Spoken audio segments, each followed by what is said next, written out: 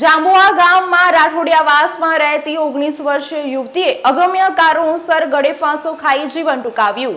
ગઈકાલે બપોરે 2 વાગ્યાની આસપાસ પાયલ નવીન લાલ પટેલ રહેવાનું જાંબુઆ ગામ રાઠોડિયાવાસ બપોરે 2 વાગ્યાના સમયે ઘરેથી નીકળી સાંજે 5 વાગ્યાની આસપાસ પાયલનો ભાઈ બકરીઓને ચરાવીને ઘરે પરત આવ્યો હતો।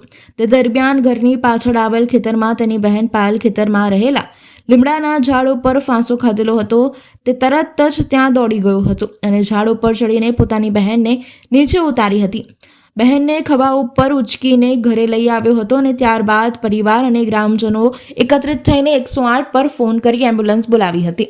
108ના કર્મચારીઓ દ્વારા તપાસ કરતા પાયલ મૃત્યુ પામેલ હોવાનું જણાવ્યું હતું। ત્યારબાદ ઘરના સભ્યો દ્વારા પોલીસને બોલાવવામાં આવી હતી અને ત્યારબાદ પોલીસ દ્વારા એસએસજી હોસ્પિટલ ખાતે પાયલના મૃતદેહને પોસ્ટમોર્ટમ અર્થે મોકલવામાં આવ્યો હતો। પ્રાપ્ત માહિતી મુજબ પરિવારજનોનું કહેવું છે કે ગળે ફાંસો ખાવાનું કારણ શું છે તે પણ અમને ખબર નથી। પાયલ આવું પગલું ભરી જ ના શકે તેવું પરિવારના સભ્યો દ્વારા જણાવવામાં આવ્યું હતું, પરંતુ પાયલને આ પગલું ભરતા પોતાના પિતાના મોબાઈલ ફોનને સ્ટેટસ મૂક્યું હતું।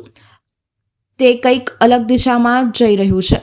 પાયલ જે ઝાડ ઉપર લટકી હતી અને ફાંસો ખાધો હતો ત્યાં નીચે ઘણી બધી દારૂની બોટલો જોવા મળી હતી। હવે આગળની તપાસમાં ખબર પડશે। ત્યાં સુધી પાયલનું મૃત્યુનું કારણ અકબંધ છે।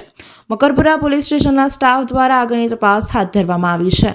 5 વાગે ફોન આવ્યો હતો કે આવી રીતના છોકરી ઓફ થઈ ગઈ છે ફાંસો ખાઈને લીમડાના ઝાડ ઉપર।